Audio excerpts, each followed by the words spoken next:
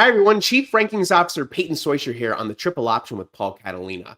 We have a big headache. Do you know when you're playing video games all night and you say, "I'll just deal with it tomorrow. It shouldn't be that big of a deal," and then tomorrow comes and it's a really big headache, and oh my gosh, I shouldn't have done that. That is where the playoff committee is sitting with the SEC right now. Let's take a look at rankingsrightnow.com to see where the college football predictions are for where the SEC is going to be involved with all of these rankings. So here we are. We have Oregon, Ohio State, Texas, Penn State, and Indiana, right? They're all sitting there pretty. Nothing really big to change there.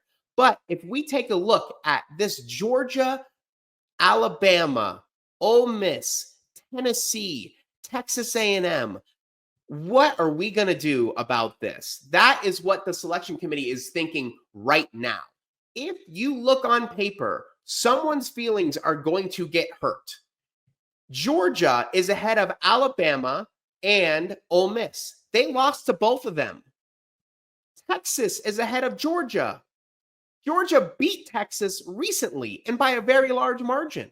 And Texas A&M and Tennessee are lurking out on the outside, just waiting for something else to fall, right? Tennessee, with their most recent loss to Georgia, is really going to hurt them, right? There's going to be a very hard comparison of when you beat them and who you beat, right? That, for Tennessee, is going to be a huge blocker by Georgia. Wherever Georgia goes, it's going to be hard for Tennessee to be ahead of them, just because we know recently that Georgia is the better team. But what do you do with Alabama? What do you do with Ole Miss? What do you do with Texas? We're going to see on Tuesday night where the selection committee is feeling in all of those different scenarios. Someone's not going to be happy, and rightfully so. Once you have the graph of who's beaten who, it gets really messy really quick.